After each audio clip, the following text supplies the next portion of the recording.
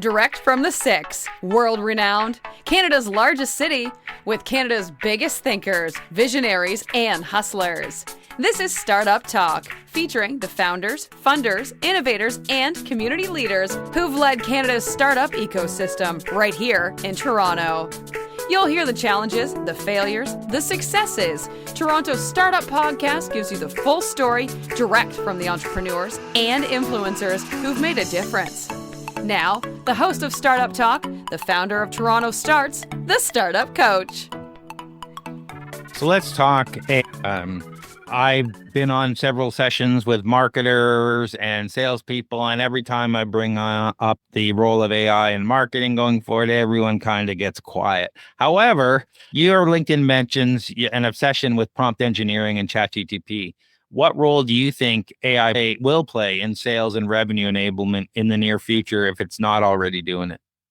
Yeah, I think the important thing, I guess, in my opinion, Craig, to note is that we're still in early days, right? And we're still trying to figure out the value that AI provides, right? And I think what the key is to try and pinpoint a couple use cases. And I guess kind of how we've done it previously is, to be quite crude, what sucks as a sales rep, right? So to try to pinpoint what sucks and how can you automate that with AI. And I think it's something that initially is intimidating, both for enablement as well as the sales and revenue teams that you're enabling. So again, I think we're still in kind of that experimentation phase. It's been interesting to kind of see some of the stuff come out, but I still think it's very specific to your specific company or your scenario, and how can you kind of streamline stuff that really is tedious, especially for someone who is customer facing. I absolutely believe it's 100% specific to you and your business and your offering and your clients and stuff. Are you using automation tools outside of, say, ChatGPT, like Make, Zapier, N8N, any of those? Yeah, so what we were actually able to do at my previous company was, again, kind of getting back to that what sucks theme, is, certainly as a sales rep, and I'm kind of obviously speaking personal experience here, is that what is hard is call prep, right? You just want to be able to jump into a call and, sort of shoot the breeze and do your demo and do your discovery, but the prep is tedious. So what we were actually able to do was create a custom version of ChatGPT, which is called a custom GPT. But essentially all of our reps, all they needed to do was type in the customer's website, in preparation for the upcoming call, and it would spit out a list of curated questions that took into context the customer's business, took into context the value that, that our product or service was providing, and then kind of the sales framework that we're asking our reps to try to adopt. So we're able to do that. And so again, they were able to show up to calls, and this took, 30 seconds to get. They were able to show up to calls with a list of these curated questions. And then we actually developed a prompt that we chucked into our call listening tool, which we used was Gong. And then any of those questions that they were asked, the answers, we were able actually to get those and then push those using Zapier into HubSpot as a note. Right. So what that did, that eliminated the need for our reps, again, getting back to what's tedious, is after the call, going through it, writing down the notes. Right. So it was automatically pushed into HubSpot. And then when the customer signed up, our implementation team, all the notes were already there. Right. So again, kind of this framework they were trying to get everyone to adopt. And it was automated using ChatGPT, using Gong, and using Zapier. And that sounds amazing. I'm thinking along the lines of with the tools we have now, the one addition I would add potentially that workflow is real-time analysis of the transcript so that you can actually surface answers to objections based on your, objection sheet, handling sheet, whatever database you use, because it's analyzing that. Your salesperson gets a chance to talk, and within a few seconds, the 3 or 4 answers or 10 to handle this objection pop up so they can pick the one they want and off they go. Yeah. So there's kind of that real-time feedback. I know there definitely are some tools out there that are trying to solve that problem.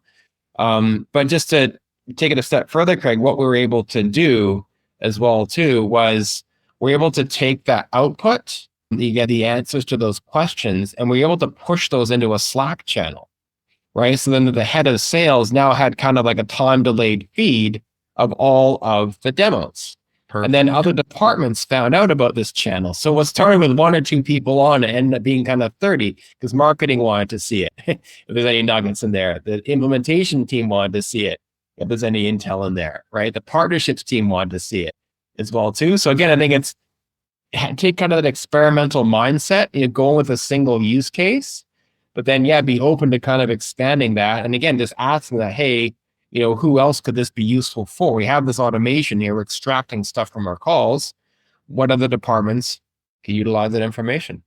And that's a great way to go about it. I'm building new automations every day with some of these tools, and they're changing all the time. But if you're not thinking about automation in your business or have someone who's doing that, you're going to be falling behind within a year, if not sooner, just from you can be so much more productive and scale faster with some of the tools that you're implementing and the tools we're implementing to make these things, one, follow the process, but also, draft up.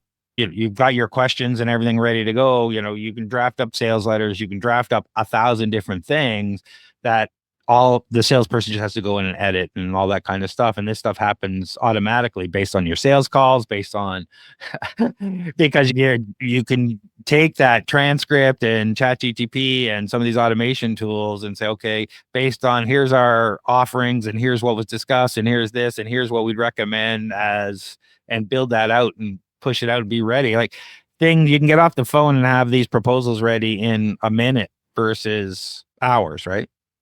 Yeah, that's the thing. I think too, another use case that we did use was that because we had this Slack channel with all these summaries, we were curious around who was actually showing up to our calls, what type of personas were showing up to our calls. So what I actually ended up doing was cutting and pasting. It was maybe 5 minutes scrolling up and copying, which I had to do twice because I messed up, as you do when you spend that amount of time, right? And then I took all that and then chuck that into ChatGPT. So give me the top 10 roles or top 10 personas of people that showed up to our calls, right? And then we're able to use that, right? Whereas if I was having to go through all those calls and listen or, get someone's opinion, say, hey, listen, the executives, most of the time, they're showing up to our calls, right? So kind of be able to take that data-driven approach. But I think that's very, very important. And again, it's kind of interesting how you need to experiment with these things, and they do kind of morph into these multiple use cases. So I guess kind of my advice to people is at least try, experiment. You're going to need to dedicate some time to it, but give it a shot and be amazed what can come out the other side. Yeah, and you can do so much with these things now, even if you just start with a tool like Claude or ChatGPT or one of these just to help you through things. But once you actually start getting efficient at it, you can really build these workflows that save you hours and hours. Any last words? And then where can people go to find out more, follow you and all you do? I think we've covered a lot, Craig. And people can find me on LinkedIn. I certainly live there a lot these days. So please feel free to reach out. Happy to chat sales, enablement, go-to-market, scaling. I'm very interested in the space. And those links will be in the podcast show notes or on YouTube a little later today. So when you're watching that, if you want to find Graeme, just check the podcast show notes and you'll be able to find that link. Thank you very much for taking the time today. It was really insightful. Thanks, Craig. This has been Startup Talk, Toronto's startup podcast. For more exclusive content, the episode vault, and to be part of TorontoStarts community, visit TorontoStarts.com. Get your name on the newsletter mailing list and check out our upcoming events. For more episodes, subscribe now.